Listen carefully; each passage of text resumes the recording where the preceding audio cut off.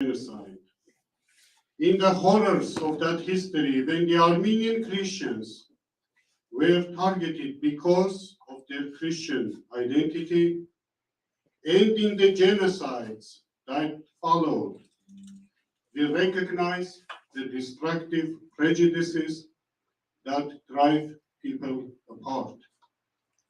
Forgive us when we give space to fear, negativity, and hatred of others simply because they are different from us. In the light of our God, we see everyone as equally precious manifestation of the divine and can know the courage to face the darkness. Through our prayers and actions, help us to stand together with those who are suffering, so that light may banish all darkness, love will prevail over hate, and good will triumph over evil. Amen. Amen.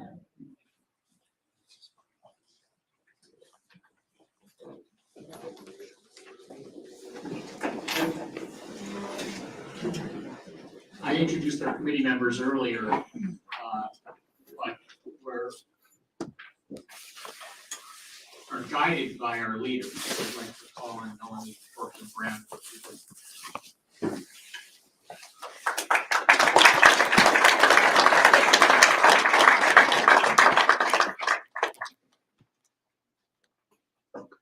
I'd like to extend my welcome to everyone. It is certainly wonderful to be here in person after the past 2 years. While it's unfortunate that we weren't able to be at the state capitol, we're very optimistic that we can return there next year. I would like to extend our sincere thank you to Father Haratun Sabunjan and the Armenian Church of the Holy Resurrection for allowing us to use their facilities and for all of the courtesies that they've extended to us. Thank you to all of our generous donors. It's only through your financial support that we're able to continue this event. And last but not least, thank you to all of our dedicated committee members for their commitment to this important annual commemoration. Thank you.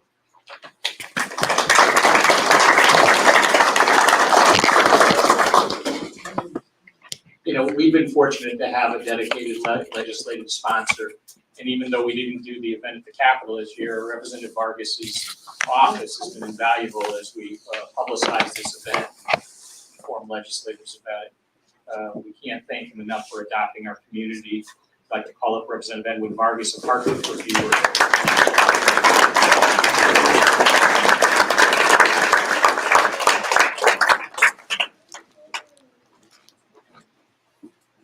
Thank you, John. Good morning. Good morning. It's been, I believe, 2015 when I was asked by the community. I believe it was Jack and Rita, and people who were involved back then. I don't know, Jack, is Jack in the room? No. Well, Jack for many years and Rita were always involved in making sure that this commemoration took place. And when I was asked in 2015, it turned out that year that I sponsored, it was also the 100th celebration of the commemoration of that event. Not really a celebration, but actually maybe a celebration of the survival. But it was quite an event. We held it at the hall of the house where we held it most of the time.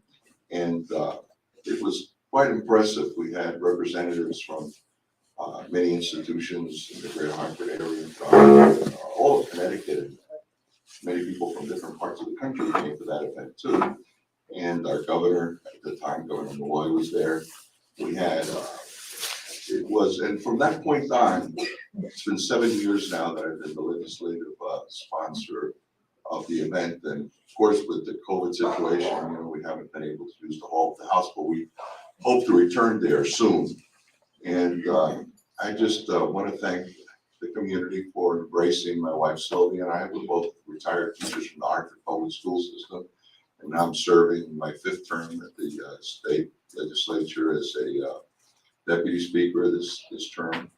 And really, After 35 years of teaching, Sylvia and I retired in 2007. We're still living there near St. George Church on Douglas Street, not far from the church, and working with the good father there, trying to keep kids off the street, make sure that they're involved in positive things. That's one of our efforts. My mind keeps going as I come to the celebration to what's going on in Ukraine. It's just, I can't get it out of my mind. Not only for the women and children that are suffering there, but also the fact that we're in 2022. We're talking about events that happened in 1915. And you would think that after over a century, that mankind would find better ways to resolve their differences. And I feel sorry for all those refugees. I feel sorry that we're still going through these things. I feel sorry for those poor Russian mothers whose kids have died, who have to, because of the politics of the situation, the suffering will be on all sides. And if this spills, maybe the suffering will come home to us too. We don't know. But it's a sad thing that we as people haven't learned to resolve our differences in ways that do not hurt people. So this is important, this commemoration, because it keeps in the forefront of people's minds the fact that these things happen. Sometimes people find it hard to believe that these things happen. That there can be such brutality of people towards other people. So we need to keep hammering at people's conscience. And I remember how hard it was to try to get the federal government in the United States to acknowledge the Armenian genocide. I'm proud to say Connecticut was already on record as one of the states that had accepted the fact that these horrible things did happen. But because of geopolitics, because of the relationships, foreign relationships for a long time, they refused to acknowledge. It's sad, like John said, that so many people that fought for the acknowledgement of the genocide passed on and weren't able to know of the fact that our President Joe Biden has finally acknowledged and used the term genocide. They always called it a tragedy or something else, which well, we know it's genocide. So thank you for allowing me to be your legislative sponsor, and I'm here with my wife to listen to our speaker. I got a chance to meet her last night. A very interesting young woman. I'm sure we're all going to enjoy what Lily has to say. Thank you, John.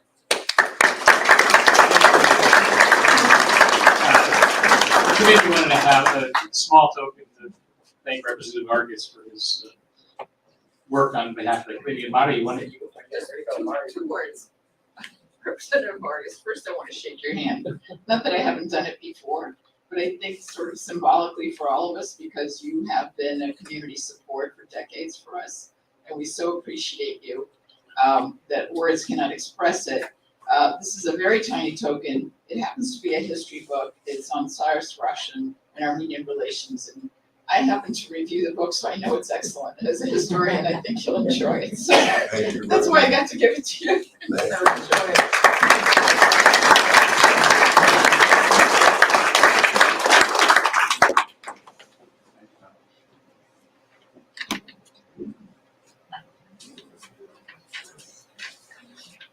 Also happy to welcome my friend, longtime CCSU president, Richard Judd, who's joined us for many, many years. Welcome, President Judd.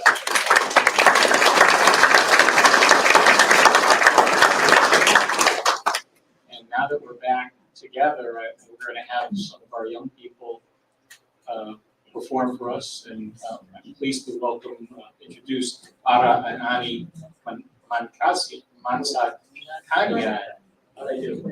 Manansakyan. For a poetry recital.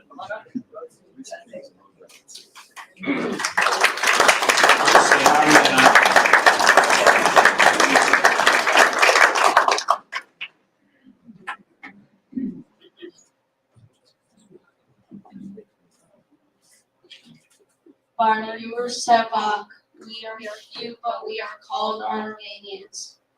We are few, but we are called Armenians. we do not put ourselves above anyone.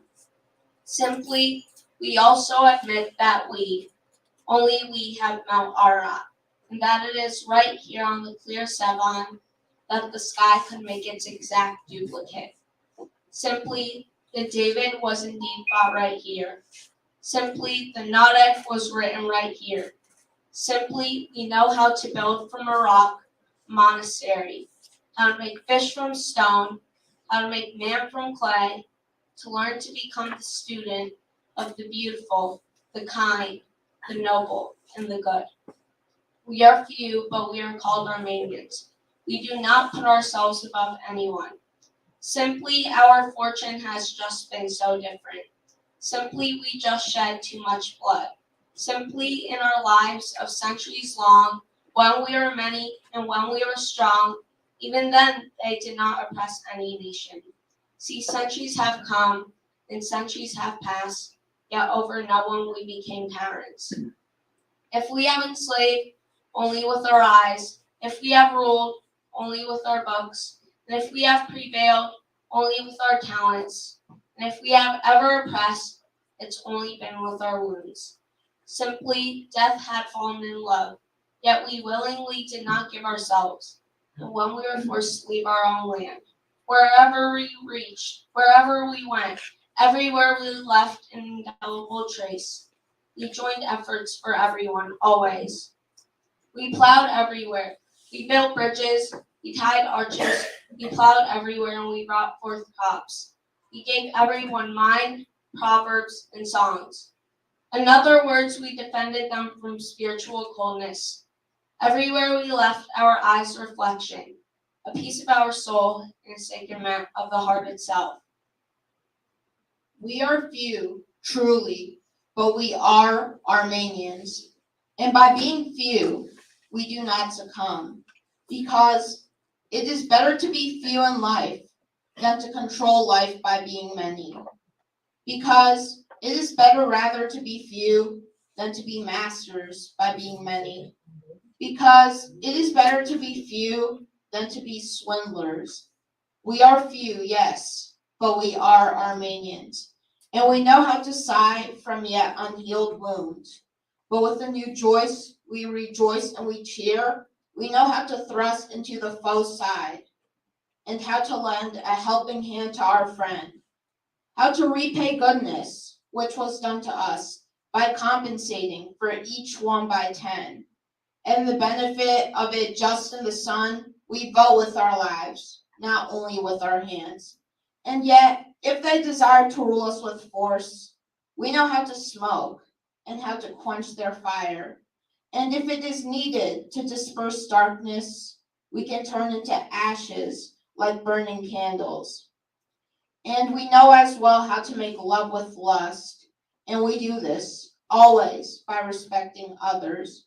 See, we do not put ourselves above anyone, but we know ourselves. We are called Armenians. And why should we not feel proud about that? We are, we shall be, and become many. Մենք մեզ ոչ մեկից չենք երադասում, բայց մեզ ալ գիտենք, մեզ հայ են ասում, եւ ինչու պիտի չհպարտանանք, կանք պիտի լինենք ու դեռ շատանանք.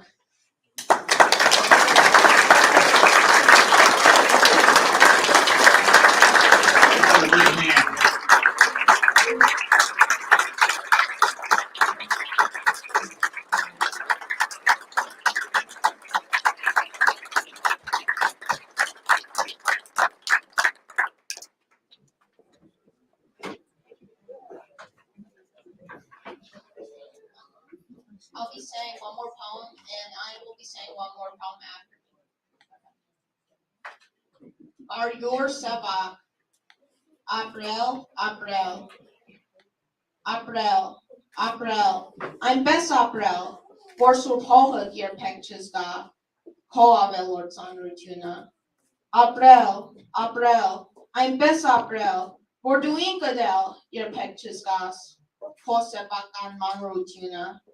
Ու թե հանկարծ անպետքություն քեզ համար ես, թե ինքդ քեզ արհամարես ու համարես, քեզ հետ վիճի, քեզ չզիջի, Համբերությամբ քեզ հետ խոսի, հակառակում քեզ համոզի, ինքը հզոր հանրությունը։ Ապրել, այնպես ապրել, որ ուրիշի խնդով հնդաս, որ ուրիշի ցնծությունով ինքն էլ ցնծաս, ինքն էլ թնդաս, լինես մնաս ամենքի հետ, նրանց կամքին հպատակ պես, ես îտ խառնես մեծ մեկի հետ, նրանց ավով լոր տապակ պես, տրվես նրանց լույսի նման, և չհապես հույսի նման, արշալույսի նման բացվես նրանց համար, վերջալույսի նման բացվես նրանց համար, թե լաց լինես նրանց համար, թե բաց լինես նրանց համար, և հաց լինես նրանց համար, հոգևոր հաց, քեզ նրանցով կյանքում զինես,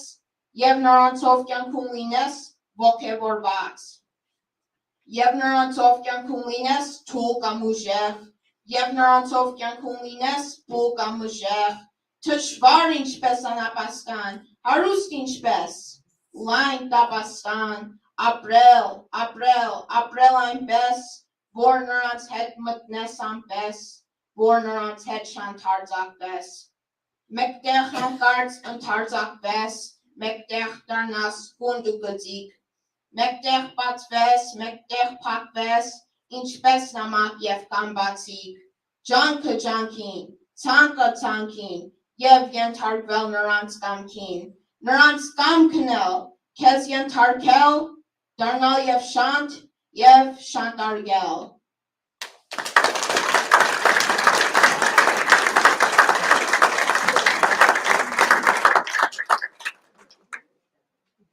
Vahan Tekeyan, the Armenian Church. The Armenian Church is the birthplace of my soul, like a vast cave, simple, deep, dark, and lit. With its inviting halls, its broad and remote sanctuary, and it's a quiet altar that resembles like a floating vessel. I could see the Armenian Church with my eyes closed. I breathe it, I perceive it, through the image of infant Jesus, through the incense which rises up from the altar, through the touching prayers which tremble its walls. The Armenian Church is the high fortress to the faith of my ancestors, who extracted it from the ground, stone by stone, and lowered it from the sky, dewdrop by dewdrop, cloud by cloud, and they were buried in it submissively and serenely. The Armenian Church is a large embroidered curtain, behind which our God descends into the chalice, in front of which all my people bow themselves to participate with the pasch, with the life-giving bread and wine. The Armenian Church is a calm port. In front of the surging sea, during the frozen night, it is of the fire and flame, and during the extreme heat of the day, it is a shaded forest, where the lilies bloom near the river of the Canticles. Under each stone of the Armenian Church, there's a secret way going up toward the sky. The Armenian Church is the bright armor to the Armenian body and soul, while its crosses are daggers, its bells are echoes, and its songs are always an anthem of victory. We're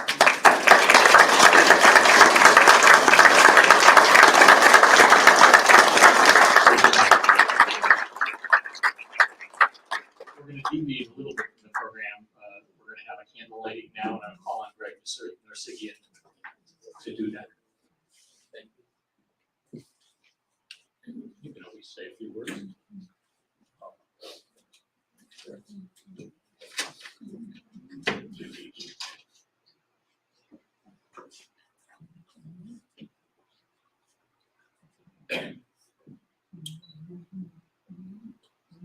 Uh, 107 years ago, the Ottoman Turkish Empire began a deliberate campaign to destroy the Armenian people and other Christian minorities. In early 1915, Armenians serving in the Ottoman army were taken from the ranks and massacred or placed in labor battalions and worked to death. On April 24, 1915, the Ottoman Turkish government arrested approximately 250 Armenian community leaders in Constantinople, who were subsequently moved to Ayas. Some were killed in transit, others thereafter. Then the majority of the remaining Armenians were forcibly deported. Many were shot or stabbed to death, others drowned or incinerated. Those not killed outright were marched hundreds of miles while being subjected to rape, pillage, and massacre. Many succumbed to starvation and disease.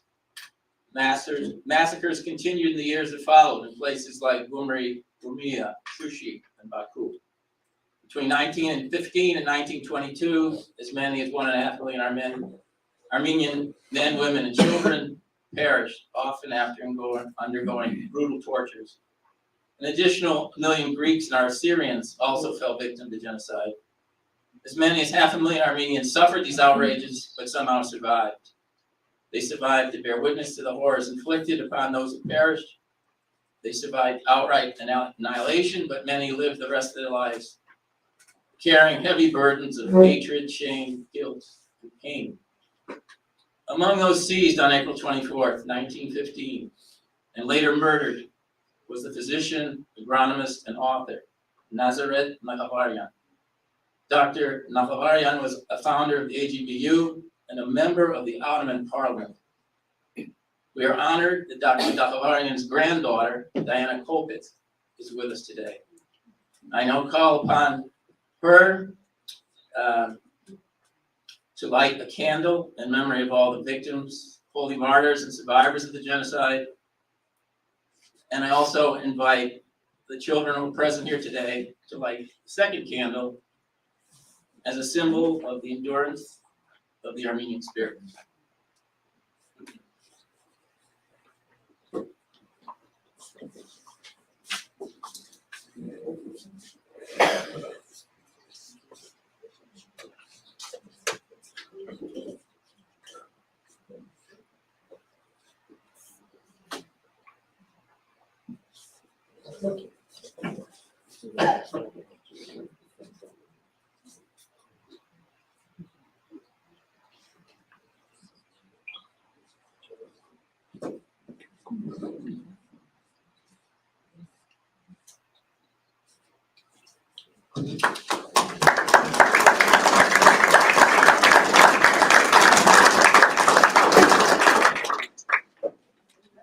And we're gonna have a musical selection now. And I'm gonna call up Armin Rapelian, who's gonna play some clarinet for us.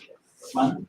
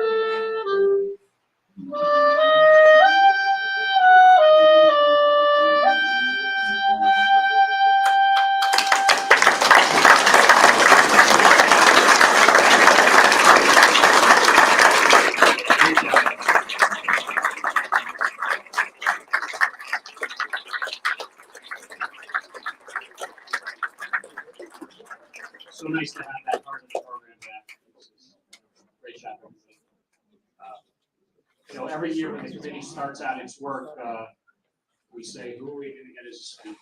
And every year, Connecticut punches above its weight in bringing top speakers, and this year's no exception. I'd like to call on Professor Armin Marsubian to introduce this year's speaker.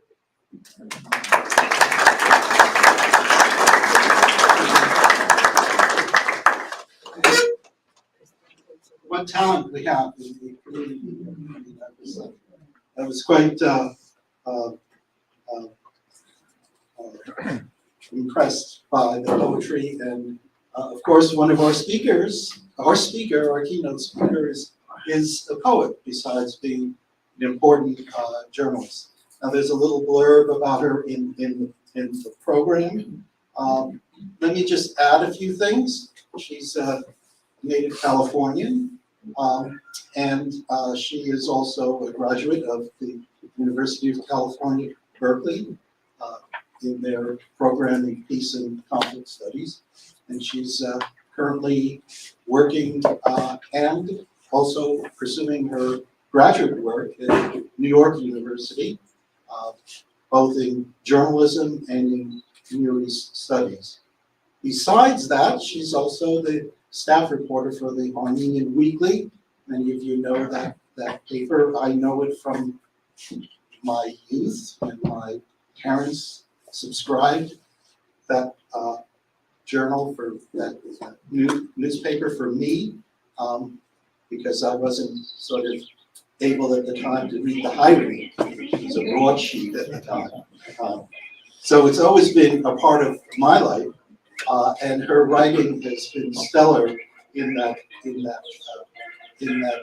weekly for the last couple of years. Besides her writing and her studies, she's also been very active in Armenia in various programs, working with young people, teaching. And she's also, not just for Armenians, but I know she's also worked in Latin America and works on issues with regard to human rights there. So she's in many ways a universalist, so world cosmopolitan. And as I mentioned, she's also a poet. Her first book of poetry came out last year, Journey to Khatib. And unfortunately, I ordered it about a week ago. It hasn't arrived yet. It's on the way from the Abril bookstore in Glendale. I'm looking forward to reading it. So without further ado, Lillian Abedian.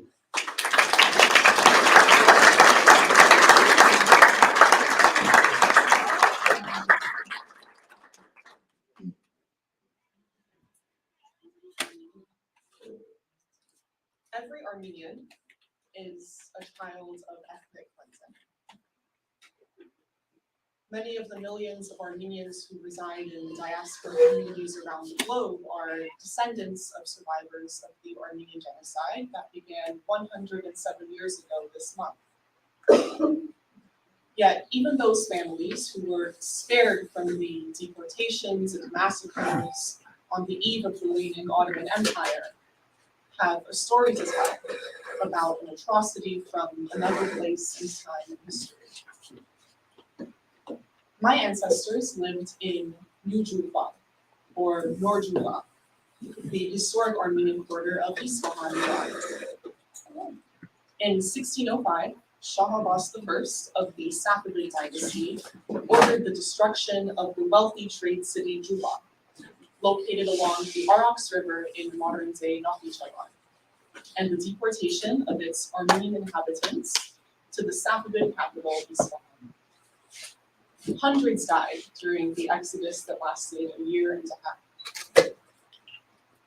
My family tree does not trace far back enough to certify whether my ancestors settled in Nor-Julfa under Shah Abbas's decree, or whether any of them perished in that journey. I do know that the historic Armenian presence in Nakhchivan has by now been erased. Simon Mahakian and Sarah Pickman have documented the systemic campaign by the government of Azerbaijan to demolish the cultural monuments of the once thriving Armenian community of Nakhichevan dating back centuries. Between 1997 and 2006, Azerbaijan's authorities ordered the destruction of 89 medieval churches, 5,840 hoshkars or cross stones, and 22,000 tombstones. Even if Nakhichevan is my historic homeland, today I am barred from visiting the Azerbaijani enclave as an ethnic Armenian. There are no monuments, no documents, no gravestones left to testify to my family's history on this land. There are only photographs of flattened wastelands where churches once stood and cemeteries wiped from valleys. I have no facts to prove that my ancestors are buried in Nakhichevan. I only have stories of dispersal and dispossession. As a journalist, I have an intense and rigorous preoccupation with facts. Every person in this room knows well the importance of facts as an indisputable and countervailing force against denial of genocide and human rights atrocities.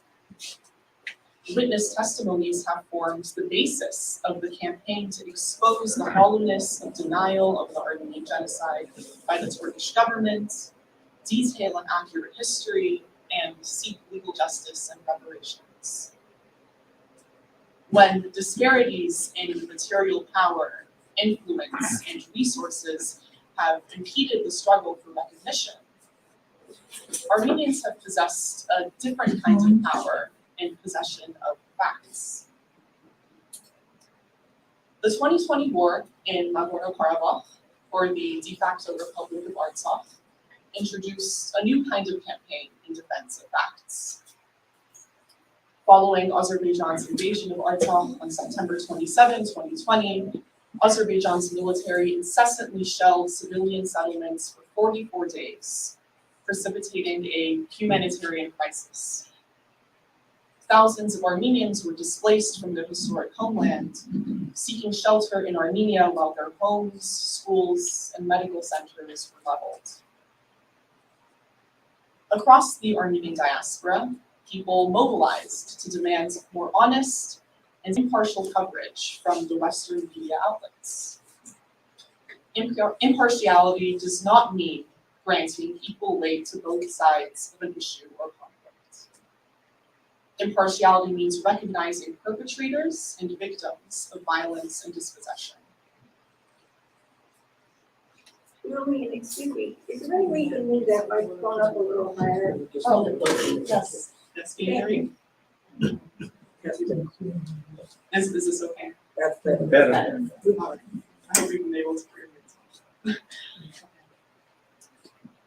So I was just saying that impartiality does not mean granting equal weight to both sides of an issue or conflict. It means recognizing perpetrators and victims of violence and dispossession. Students, scholars, artists, and activists organized demonstrations and published open letters insisting on impartiality, which did not seem reflected in headlines and news reports that abstained from identifying Azerbaijan as the instigator of war. I wish I was privy to the conversations that take place in the offices of major news publications so that I could explain to you today the shortcomings of our field. I can say that seeing how betrayed my community has felt by Western media has heightened my dedication to facts.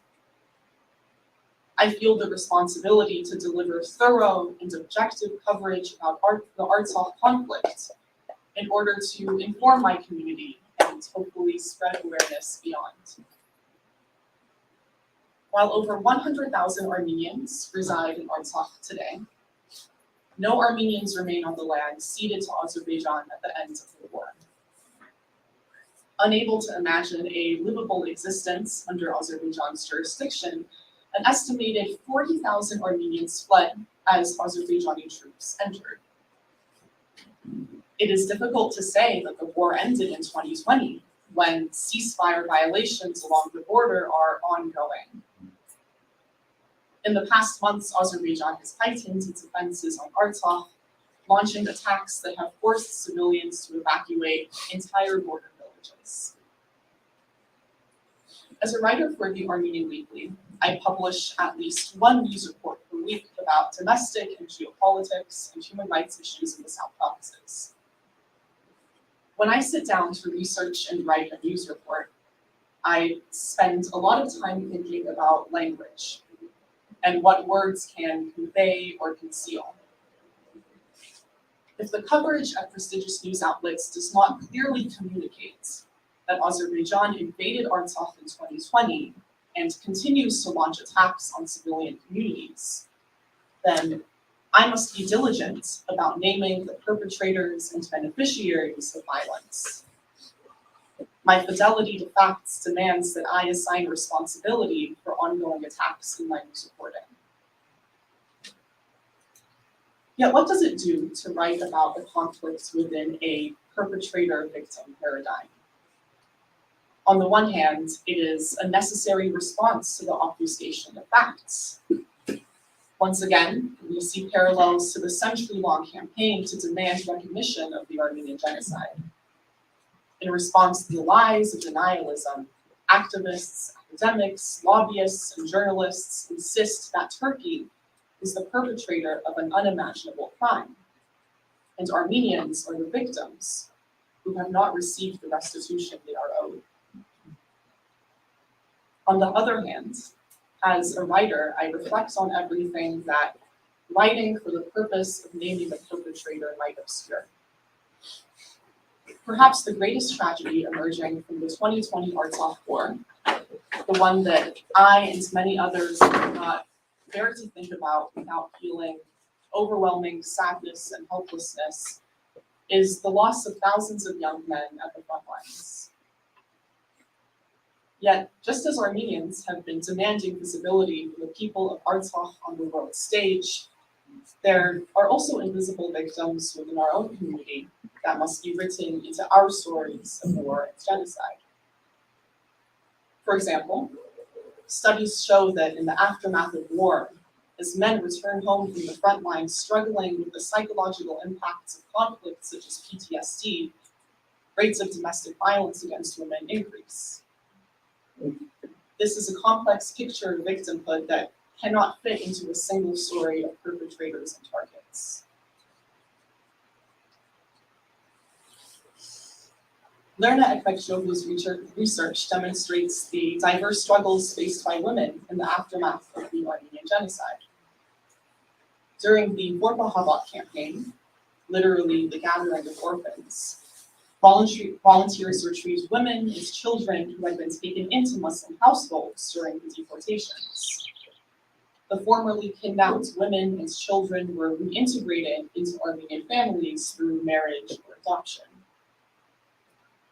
Ekbekcioglu details how women who were impregnated while in captivity, who did not want to give birth to the children of their Muslim captors, were denied requests for abortions by their rescuers, because their children would be part of the recovery and reproduction of a decimated community. Queer theorist Tamar Shedinyan argues that in post-independence Armenia, queer sexualities threaten proper biological reproduction, necessary for the perpetuation of the nation. Anxieties arising from various demographic crises that face the Armenian nation, immigration, war, poverty, are misdirected toward feminist and queer activists who are portrayed as an internal enemy. While this argument is specific to the Armenian state, it resembles the thoughts of several of the queer Armenians I have interviewed for my own research about the roots of homophobia in diaspora communities.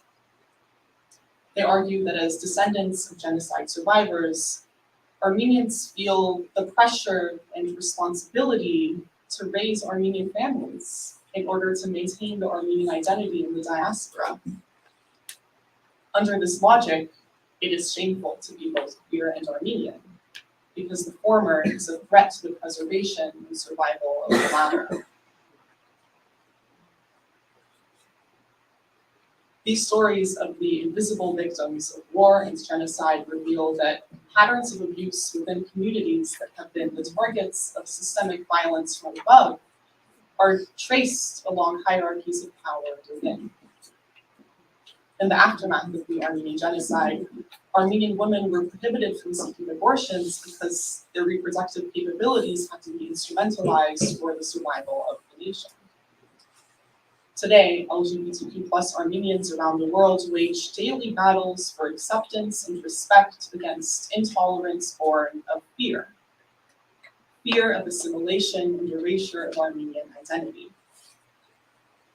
I wonder how the revival of armed conflict today might impede strides for feminist and queer liberation in ways that are not imminently apparent. After the signature of the ceasefire agreement on November 9, 2020, which was supposed to announce the end of the war, I kept thinking about progress. I thought about the ideal of a global community united by a shared hope for peace and security, an ideal I had been taught to believe in as a scholar of human rights, and how vacuous that ideal was. A century after facing near annihilation, Armenians once again had been barred from embracing and moving forward with a spirit of idealism. Why was it that Western Europeans could be idealists and Armenians could not? I was haunted by this question and the unfairness of global power disparities. Yet I believe that Armenians carry a wisdom that people born into positions of security and privilege, from lineages unperturbed by trauma inflicted through violence, can never access. It is the wisdom we witnessed in the videos and reports of residents of the Republic of Armenia mobilizing in unison behind the war efforts, volunteering without hesitation to house refugees from Artsakh, deliver food and emergency supplies to the front line, and serve in the army. It is a wisdom we witnessed in the diaspora, which sent volunteer soldiers, doctors, and millions of dollars in donations to the Armenian state. Armenians know that it is impossible to survive alone when faced with hostile circumstances. Each of us is expected to sacrifice on behalf of the care and well-being of all the members of our global community. We have inherited this wisdom from our ancestors, who rebuilt communities across the globe a century today. It is my faith in this inherited wisdom that gives me hope for the future survival of our nation. It also gives me hope that love will triumph over fear in our treatment of the women and LGBTQ+ members of our community. It is part of our cultural heritage to care for one another. I am learning to trust in the wisdom and resilience I have carved from the pain of inherited trauma. I understand what it means to have been deprived of a home before birth. As a daughter of refugees twice displaced from Him then Nor Juva, from old then new Juva. I understand what it means to have been deprived of love before birth. As a queer woman who had to teach herself later in life to trust her desires and longings.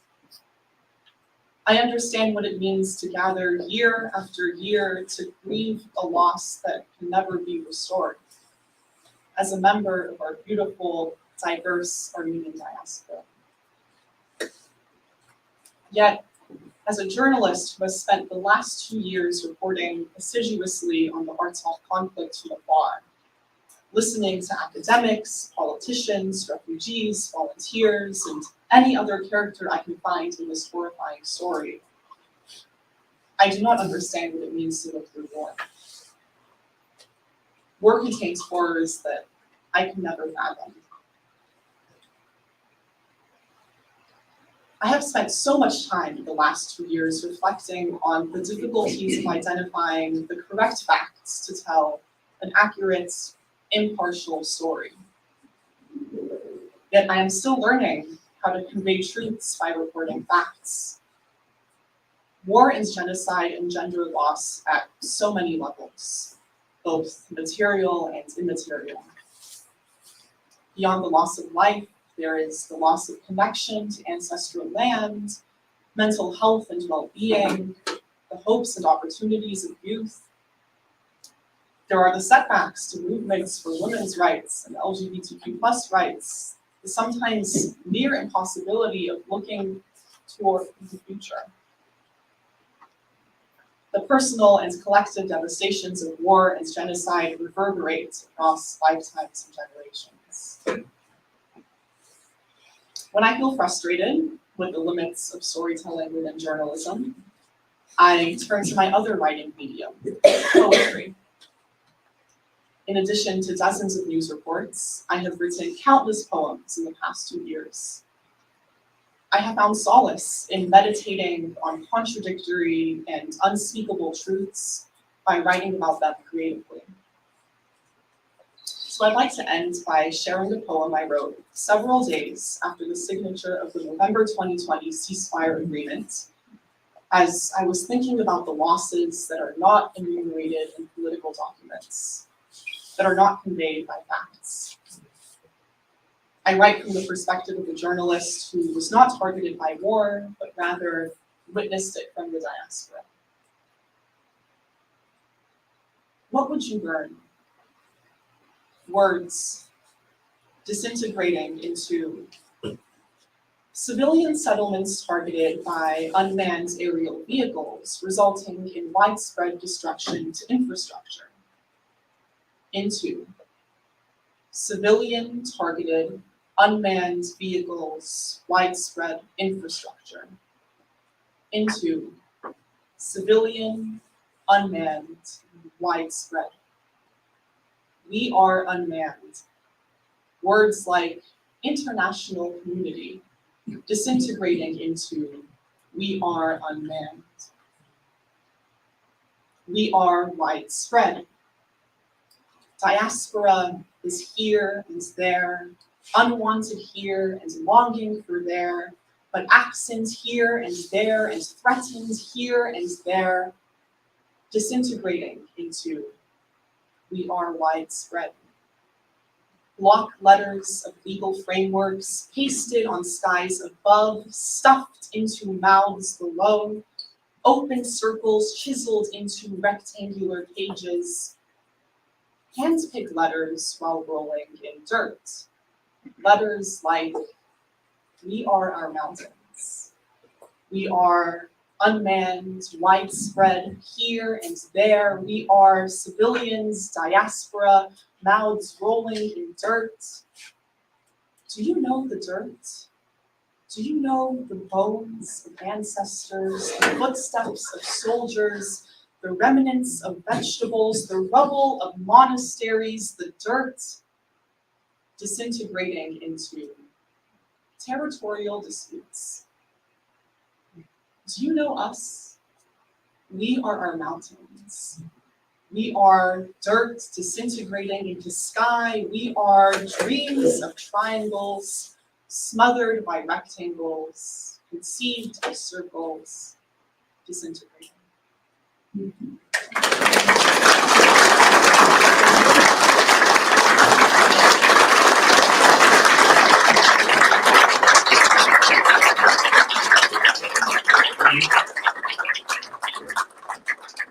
Representative Vargas and Attorney Armenian for a couple presentations.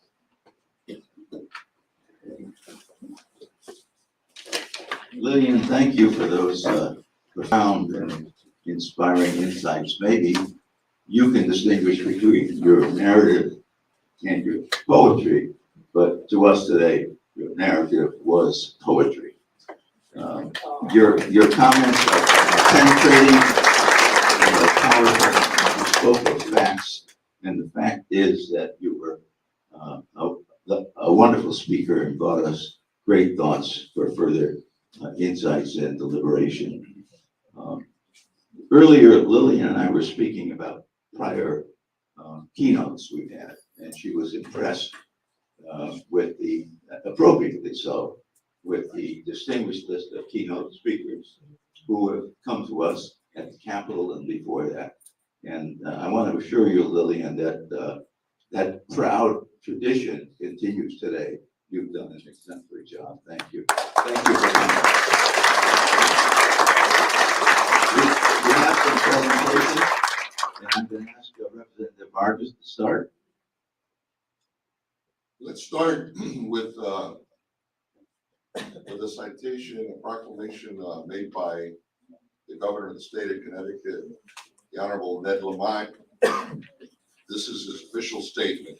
Whereas it is important we recognize and condemn the Armenian genocide, and whereas the history of the Armenian genocide offers an opportunity to reflect on the moral responsibilities of individuals, societies, and governments, and whereas each year Armenians throughout the world honor those who were lost as a result of the atrocities, and whereas the citizens of the state of Connecticut should remember the terrible events of the Armenian genocide and remain vigilant against hatred, persecution, and tyranny.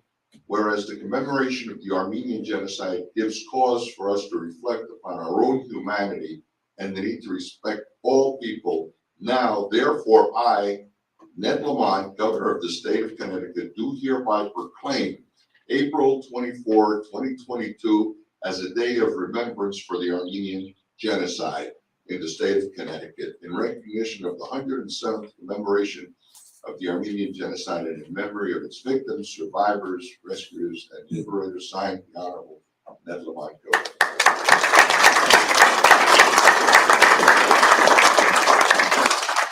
And I also had the opportunity to introduce on behalf of my colleagues at the Connecticut General Assembly an official citation on part of our legislative body.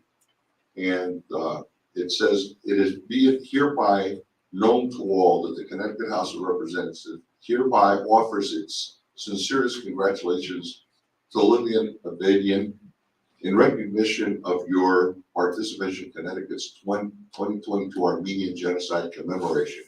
We appreciate your dedication to telling the Armenian story. We also congratulate you on your many noted accomplishments in journalism and outreach to young people in the Armenian diaspora.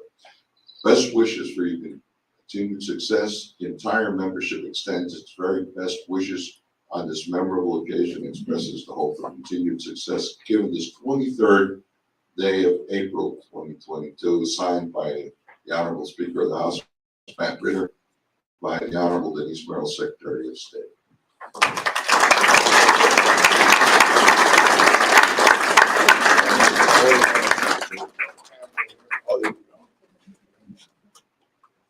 Look over this way.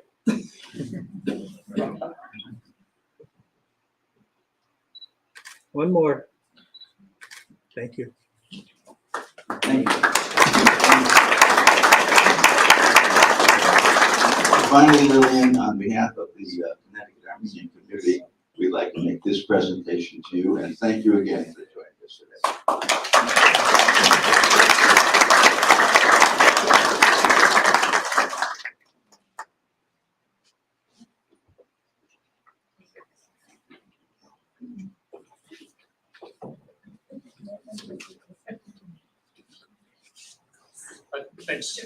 Thanks everybody for participating today. Thank the committee for another wonderful job. And we'll see you at the Capitol next year. We want to close with our benediction on a call on Father Garabentikalian of St. Stephen's Church in Vernon.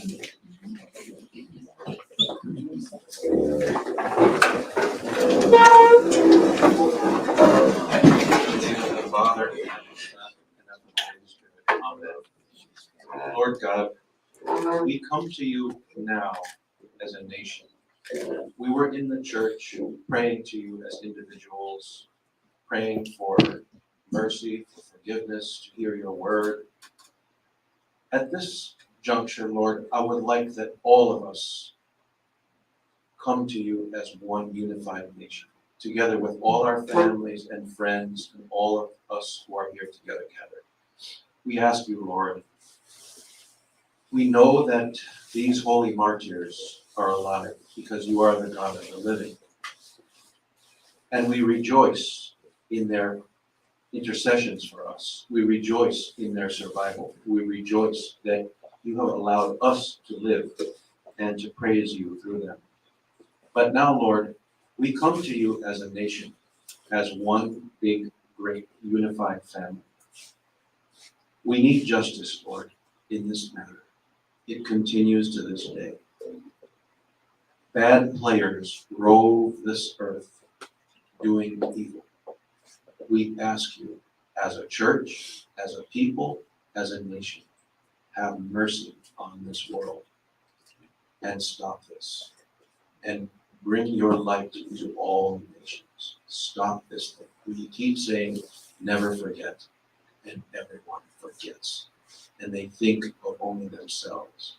Help us, Lord, as a nation to think of each other and of all other nations, and to live in peace through the intercessions of all the holy martyrs who perished for the sake of their faith and their nation. Make us worthy to pray thankfully, Our Father, who art in heaven, hallowed be thy name. Thy kingdom come, thy will be done, on earth as it is in heaven. Give us this day our daily bread, and forgive us our trespasses, as we forgive those who trespass against us. And lead us not into temptation, but deliver us from evil. For thine is the kingdom, the power, and the glory. Amen. I hope you all can stay for our reception, which will be right here. How's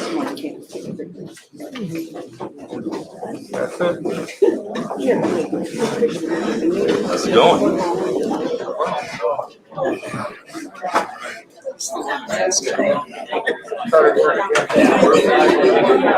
Hello, good sir. Long time no see.